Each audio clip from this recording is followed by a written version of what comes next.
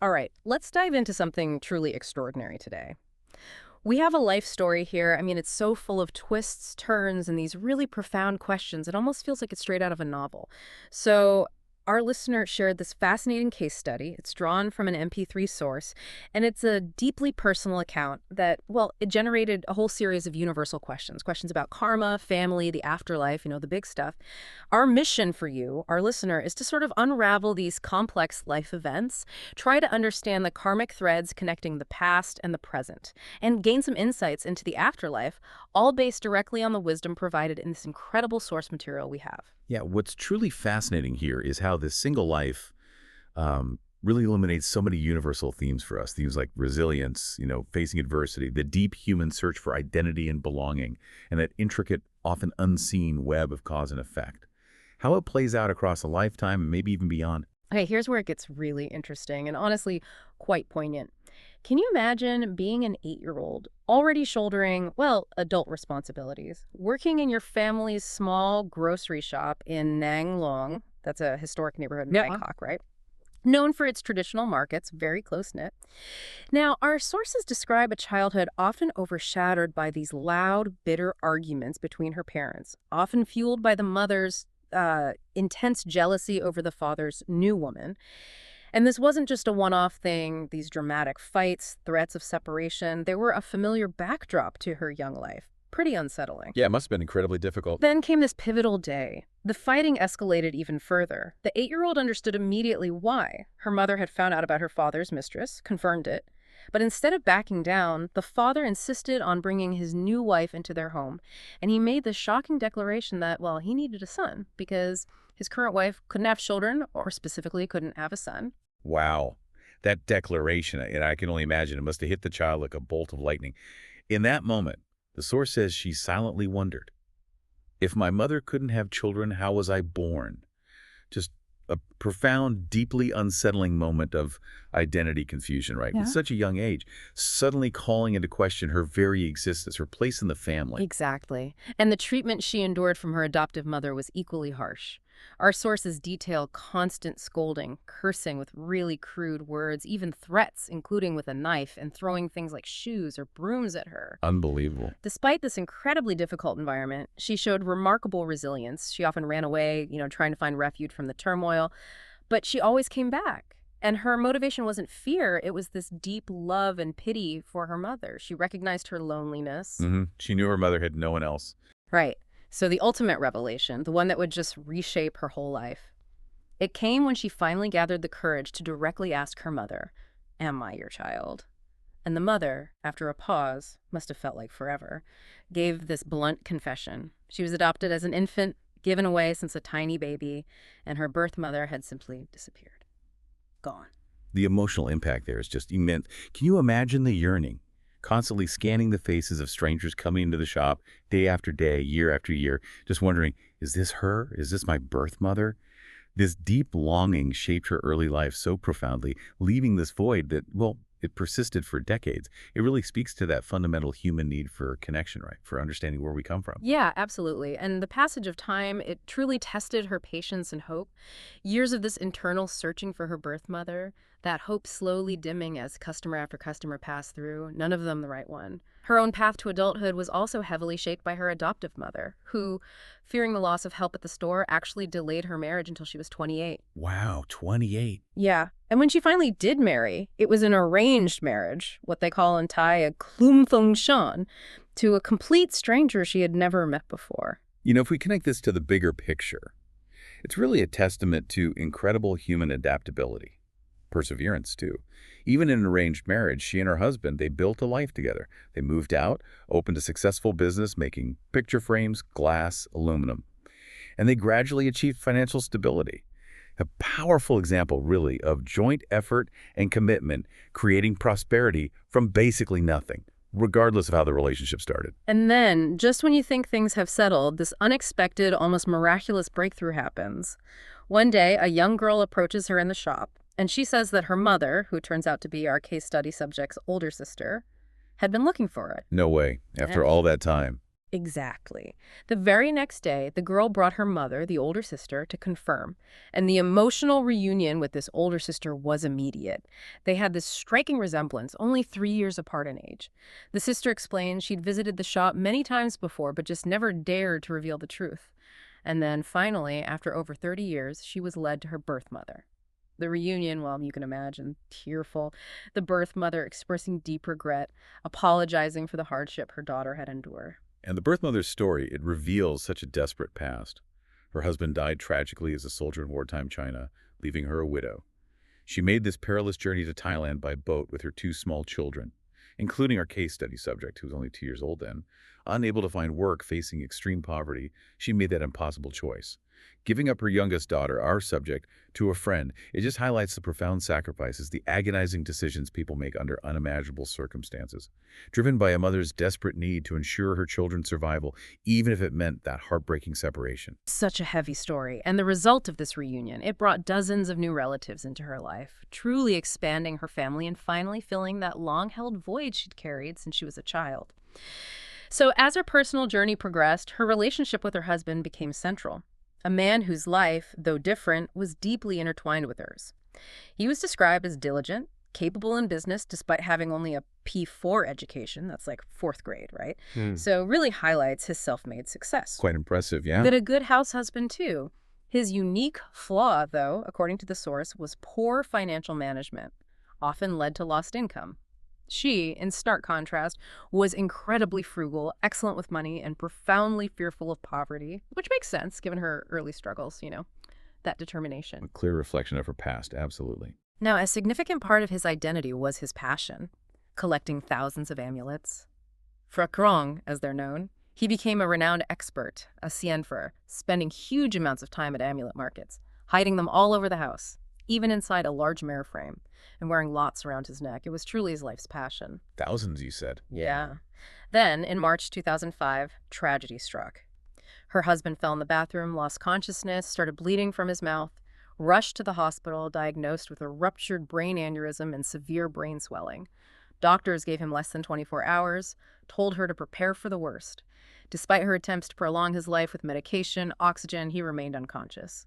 So the difficult decision was made to stop life support, allowing him to pass peacefully at 67 years old. That moment, the decision to withdraw life support, Yeah. it's just deeply challenging for so many families. It really prompts us, to consider the nature of life and death and how we navigate these profound choices for the people we love. Understandably, she experienced deep grief, and she made significant efforts to dedicate merit for him, including donating a Saokai 1,000-year tree in his name. It was during this time she had this really poignant dream. He appeared looking young, happy, wearing the same clothes as his last day, carrying snacks for the children, and seemingly just about to speak. But then she woke up. Too soon. Oh, heartbreaking. Yeah. And this vivid experience led her to this cascade of profound questions about karma, the afterlife, the meaning of their lives together, questions that luckily our sources are uniquely poised to answer. So having pieced together this incredible life story, it's now time to, pull back the curtain. Let's uncover the profound karmic explanations our sources provide for each of these pivotal events. Okay, let's start with that initial hardship, the separation from her birth mother. Our sources point to two specific past life karmas playing out here. First, in a previous existence, she herself had given her own child away. Second, she carried this attitude of, you could call it stinginess, or maybe niggardliness, as the source puts it. A deep attachment to possessions, an unwillingness to share. These two karmas combined directly resulted in her being given away and in doing that hard life with heavy labor in this current lifetime. And this isn't just about her, it highlights a broader principle. How our actions, especially those involving separation or a lack of generosity, can echo across lifetimes, shaping our future experiences. Wow. That's a really powerful connection, isn't it, between past actions and present circumstances? Does the source offer any insight into what eventually led to that incredible reunion with her birth mother? Absolutely. Her eventual reunion was actually a beautiful result of merit she accumulated, specifically from caring for her own parents with great respect in a past life. This positive karma caused her birth mother to genuinely think of her, to feel that pull, and to actively seek her out after all those decades, bringing them back together. It's a clear illustration that positive actions, especially showing that kind of filial devotion, they yield significant rewards. Okay. And for those family members who have passed on, like Right. her birth father and her adoptive mother, where do they go? This is often a question that weighs heavily on people, right? Yeah. Wondering about their well-being. Well, our sources provide incredibly specific details here. It's quite remarkable. Her birth father, who died tragically as a soldier in wartime China, he initially became what's called a sampavasi. That's a kind of wandering spirit, often in a state of suffering due to, well, unwholesome past actions. But the merit she dedicated to him significantly improved his state. He became brighter, has divine food now, but is still technically a servant in an earth deity's village. So he needs more dedicated merit to improve further. It urges that continued remembrance and merit making. So the merit really helps them, even after death. Exactly. Now, her adoptive mother, the one known for being harsh, scolding, using crude words, she became a Fumadeva Yaksa, a type of earth deity, sometimes depicted as a fierce guardian, maybe, serving in a lower divine realm. Her dedicated merit also improved her status, moving her to a more respected servant position, though still in service. Still a servant, but better. Right. And then her birth mother, the one who made that incredibly difficult decision to give her away because of poverty, she became a Fumadeva, which is generally a more benevolent type of earth deity. And she has a small Vimana, a divine dwelling, so a better situation than the others. Her merit made her brighter, younger, more beautiful, and actually enlarged her Vimana. And the sources tell us all three of them are overjoyed and profoundly grateful for her remembrance and the merit she dedicated. It really shows the profound impact our merit-making can have on the spiritual well-being of our departed loved ones. That's remarkable, the level of detail. Now, what about her arranged marriage? We heard about her Klum Thung Chan marrying a stranger. Was that also karmic? Indeed it was. Our sources reveal that in a past agricultural life, they were a couple, and they used to marry off livestock that didn't know each other, essentially forcing pairings, you see. This specific action created the karma for their own arranged marriage in this life. However, because they also created merit together in that past life, they shared a happy life this time and successfully built that business. It's not just about arranged marriages, though. It highlights a broader principle, doesn't it? How our actions that disregard the free will or natural pairings of others can lead to circumstances where our own choices are constrained later on.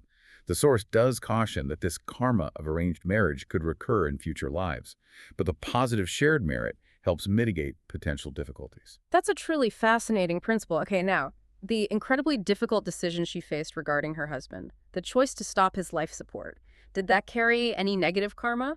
Was it considered sinful? No, according to the sources, it was not sinful. They clarified that he had reached his natural lifespan and he was already unconscious, effectively sleeping. The machines were only sustaining his physical body, you see. So, no negative karma resulted from this compassionate decision to let him pass peacefully. It was framed as an act of kindness in the face of an irreversible situation. That's reassuring. Now, his extensive amulet collection that was such a huge part of his life, a real passion, did that bring him merit, given their sacred nature? Well, his love for collecting amulets was indeed a strong past life habit, a recollection, the source says, of sacred objects and antiques that carried over. However, the source is quite clear on this. Collecting for business, or as mere antiques, or just for their perceived magic. Without a genuine connection to Buddhist practice, that does not bring merit. True merit comes only if these objects are used for buddhasati, which is a conscious recollection and contemplation of the Buddha, his teachings, and actually practicing them, not just admiring the object itself. So just looking at them isn't enough. Apparently not. Simply examining the materials for authenticity like he did morning and evening is considered a kind of delusion. It doesn't lead to wisdom, and this brings no merit in itself. But upon his death, because he did perform some merit according to tradition, he became an Akasadeva, an air deity. Okay, an air deity. So what about her distributing his amulets at the funeral? We often hear about giving things away to honor the deceased. Did that help him? It brought him some merit, yes, because it was an act of dana, or giving using objects symbolic of the Buddha. However, the merit wasn't maximized because the recipients didn't truly appreciate them for that Buddha-nusati purpose we just discussed. So for the remaining amulets, the advice given is quite specific. Donate them to monks who are building or renovating temples, especially abandoned ones, for distribution to people who are making merit for the temple. This, the source says, would bring greater merit to both her husband and to her, as it facilitates genuine spiritual practice. That makes sense. And the cause of his brain aneurysm.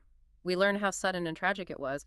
Was that also karmic? Yes, our sources link it directly to a past life, an agricultural society again, where he killed animals. Apparently, he ordered and even personally smashed their heads for food or for sale.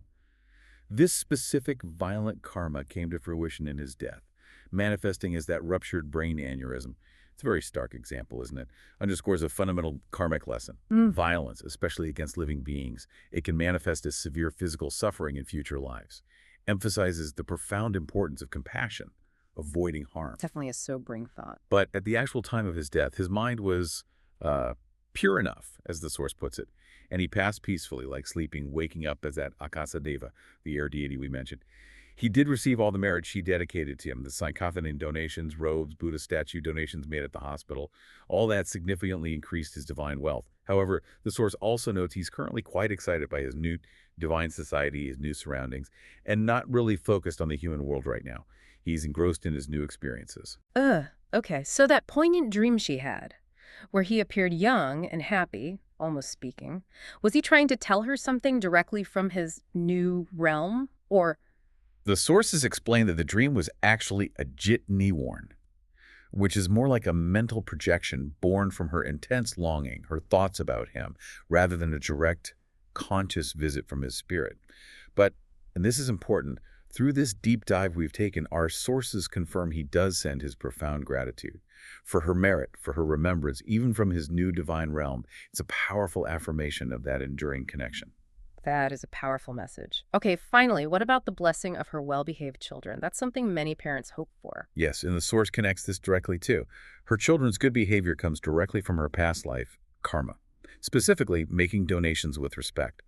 This is presented as a crucial principle. To have subordinates, and that includes children who listen, who obey, who follow instructions, one must have given with respect in their own past actions. It's a direct karmic link. Giving with respect, that's key. Exactly. And her second daughter, the one who actively helps the temple with websites and computer programs, she will gain immense benefits for this dedicated service, using modern skills for spiritual benefit. Many good followers and associates in the future, and profound wisdom in all future lives. That's wonder. And finally, for her whole family's spiritual journey, our sources advise on their connection to the mukto, the spiritual community. It's described as being kind of supply corps style. Sometimes connected, sometimes not. It indicates a lack of consistent continuity, what's called a light spiritual connection. So the critical instruction for her and her family is to build merit fully and continuously in all good deeds. And crucially, to make the strong aspiration to be reborn in the Dusik-Buri Special Merit Circle of Bodhisattvas.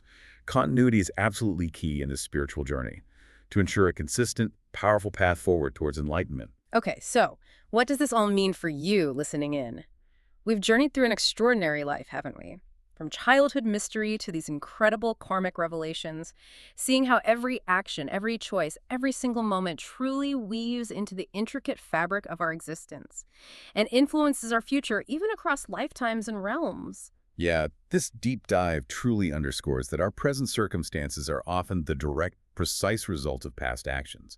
And equally, our future is shaped by the choices we make today, right now, especially in building merit and fostering respect and compassion in all our interactions with others. It's a truly powerful reminder that the threads of karma connect us all, binding our past, present, and future in ways we often don't even see.